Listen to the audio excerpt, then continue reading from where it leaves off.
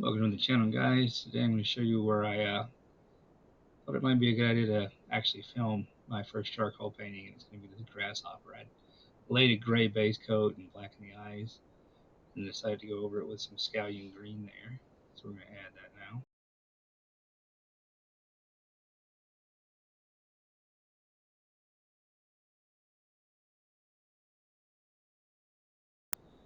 So grasshoppers come in all kinds of different colors, like this guy with the real bright red and the real defined black.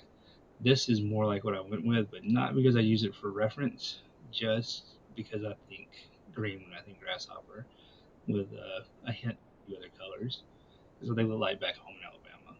So that's what I went with. It's definitely not a cricket, not the browns and the blacks. It's not a yellow locust that we get down there too. Just a nice all-around green, and a few other colors too. But the bright green was supposed to be the major aspect of this lure.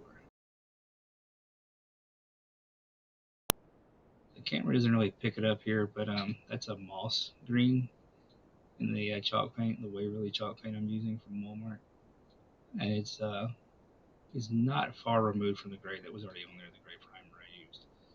But it does tie the green back together a little bit better. It pops a little bit more, makes it a better belly color, I think. Could be wrong, but I liked it, so I think it turned out all right.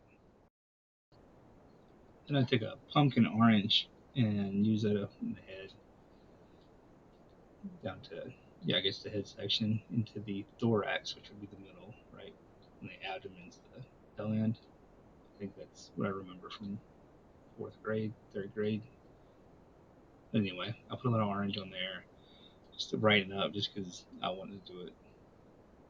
And I knew I could paint over it if I didn't like it, and ended up liking and keeping it. I think I did add a little bit more color, or I dry brushed it to tone it down a little bit.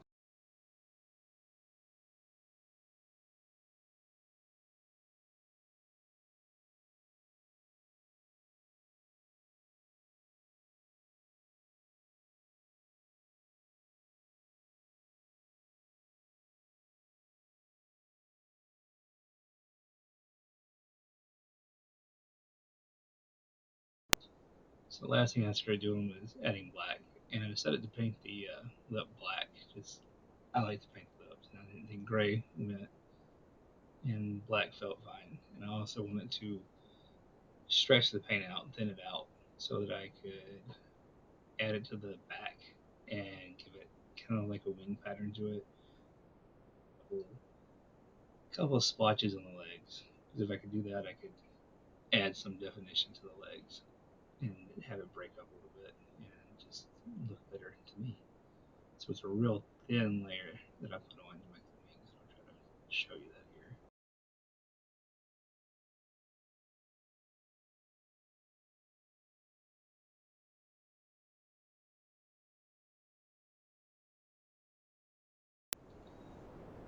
And instead of take that moss green there, use on the belly and just touch up some spots and create some shading on the inside of the legs.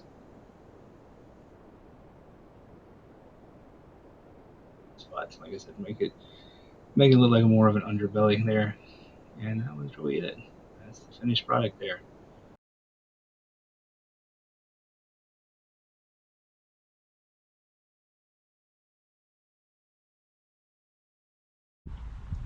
Well, there's a pike.